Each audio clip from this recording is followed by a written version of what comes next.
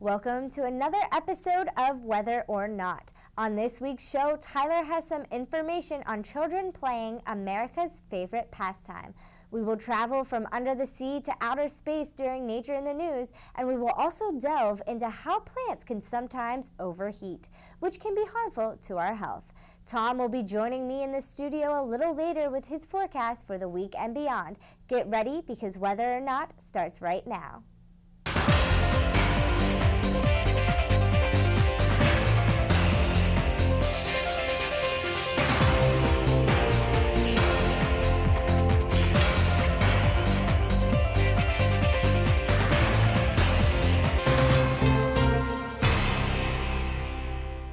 Welcome to Whether or Not. I'm your host, Christy Shields. And I'm your forecaster, Tom Bedard. Well, Tom, we've been seeing some unseasonably cooler temperature here, it seems like, at the end of this month. Well, yeah, unseasonably is going to be a loose word. We've been about 2 to 3 degrees below average almost every day thanks to a nice upper-level weather feature that's been in place to the north of us. So we've been getting our air from a cooler place as opposed to from the southeastern and the southern United States like we were earlier this summer. So the weather's been fantastic, and the forecast doesn't look bad, but I guess I'll have to save that until a little bit later. Yes, Tom will be back in the near future with his forecast, but for right now, it's time for Nature in the News.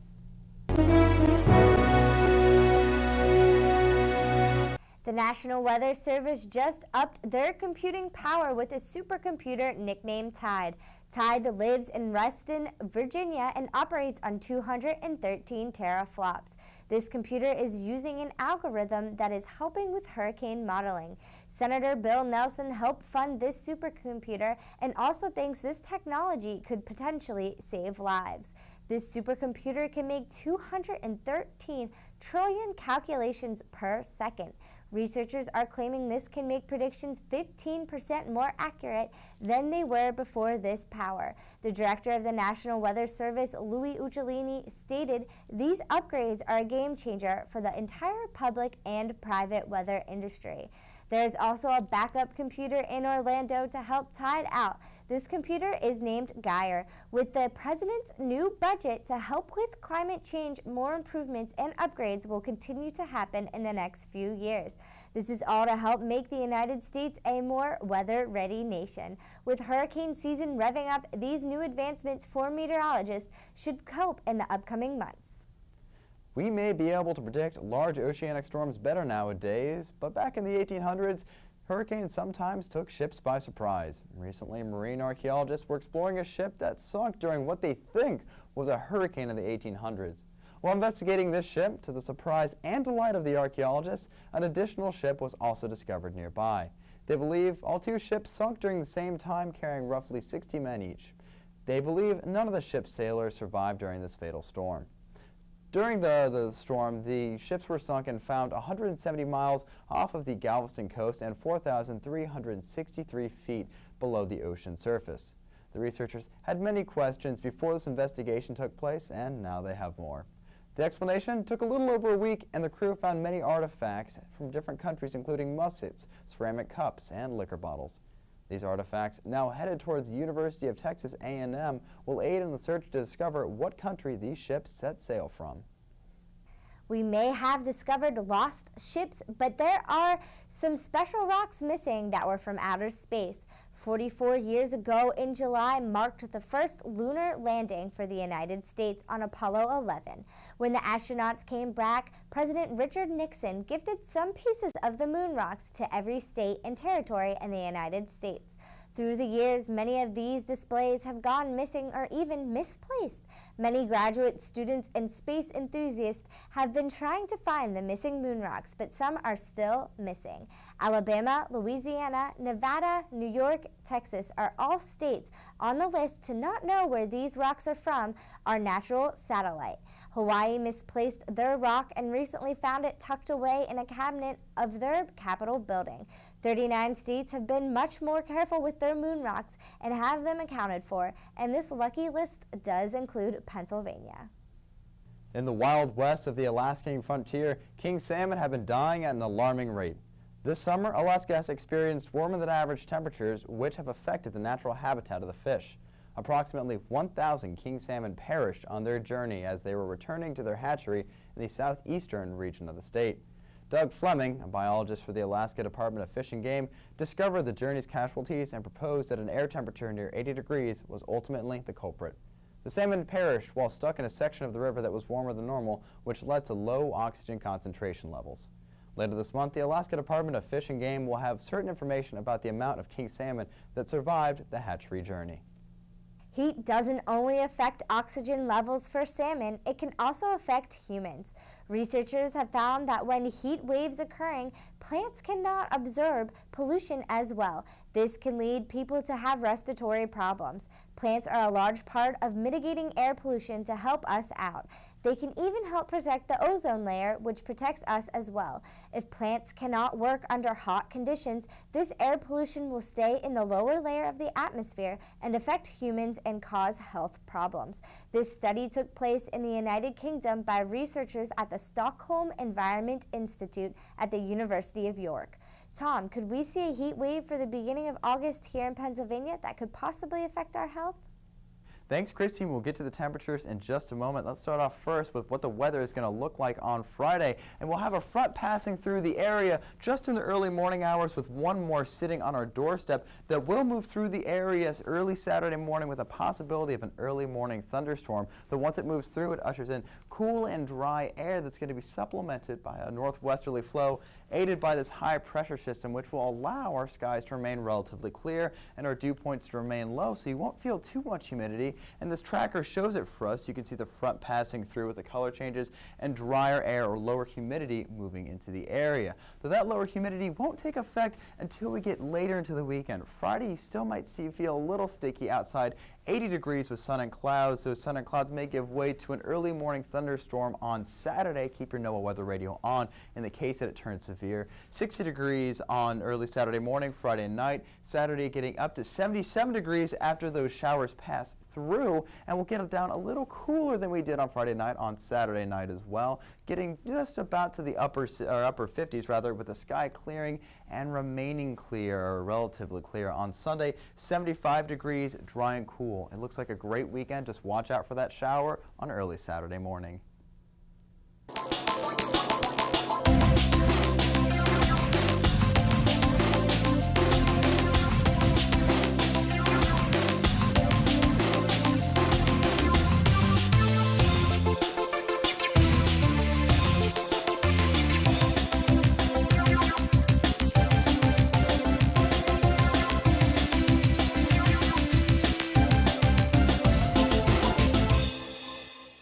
The Little League Baseball World Series is played in South Williamsport, Pennsylvania, but not before the Eastern Region Tournament is played right here behind me at the Giamatti Center in Bristol, Connecticut.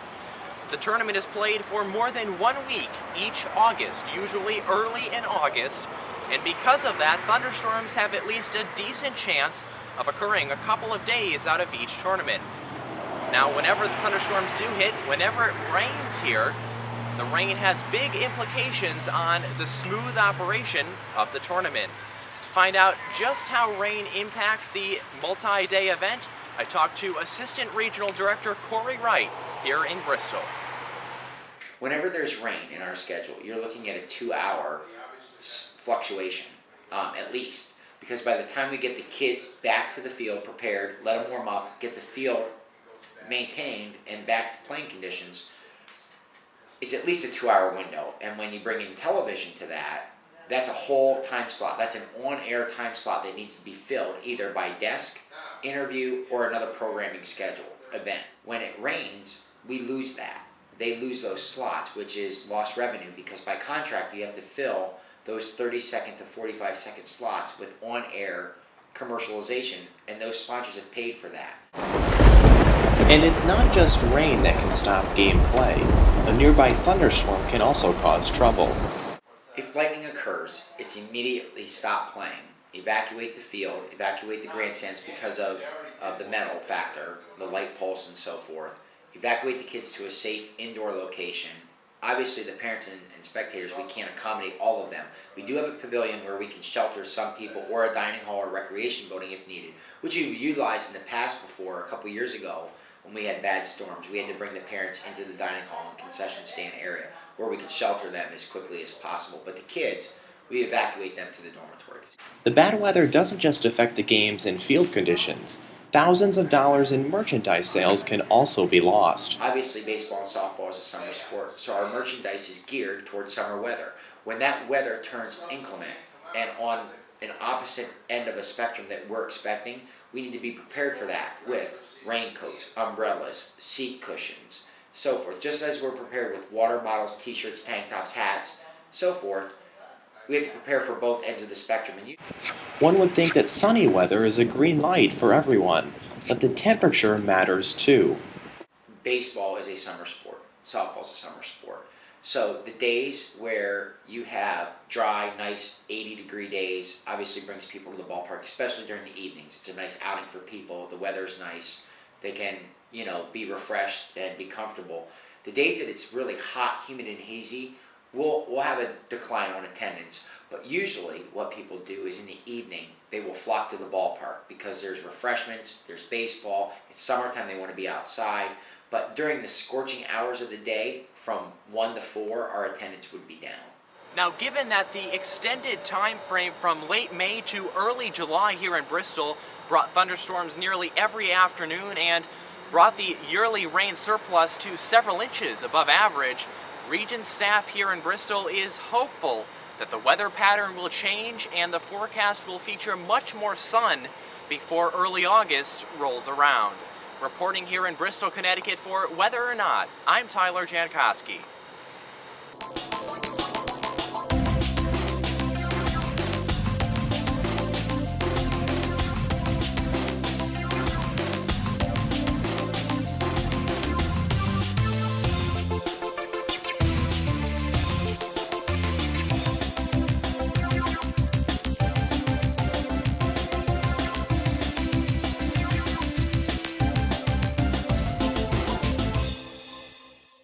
Before we call it quits today, the weekend is going to start off on a good note on Friday. 80 degrees, floating just around the average with sun and clouds. Now that dry air on Friday will push out of the way and allow a little bit of moisture to filter through into our area on Saturday. We're expecting this to be in the early morning hours, and once it passes, we progress into the afternoon. We'll see dry, cooler air move into the area. And that cooler air will be in full effect on Sunday as we only get up to about 75 degrees, expecting mostly to partly cloudy skies to be in the forecast. Now, that cool, dry Canadian air filtering in from the northwest will take full effect on Sunday and continue into Monday and through the rest of the week. Monday, we'll see a higher temperature close to the average of 81 degrees for that week. We'll begin to dip down on Tuesday as a frontal system approaches and passes. Wednesday will dry out, be a bit cooler, and Thursday and Friday, where we're flirting around with a disturbance that we're expecting to come through on Friday. It may come through on Thursday, but we're expecting a couple of showers on Tuesday and then later in the week.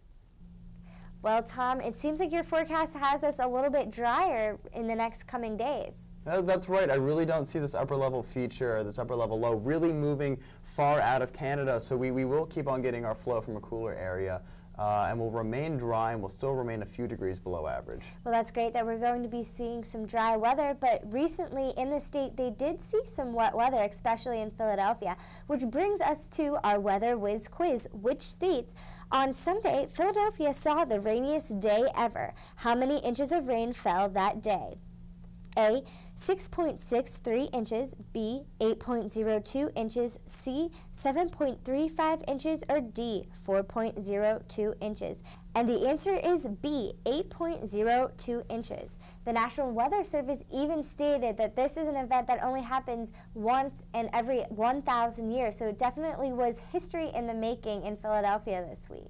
And this has certainly been a period of time where we've seen a lot of these very intense storms. Hurricane Sandy, or Superstorm Sandy rather, was a 1 in 100 year event, which means the occurrence of them is extremely rare. And so either these events are occurring more frequently or more likely are systems of observing. So in the case of Philadelphia, our rain gauges are becoming more accurate and more better placed. Right, and Philadelphia was actually one of the first cities here in the United States to start collecting rain data. I know Ben Franklin's times was when they did start collecting information there about the weather. But that about wraps it up here today on Weather or Not. I'm your host, Christy Shields. And I'm your forecaster, Tom Bedard. Have a great day. Bye.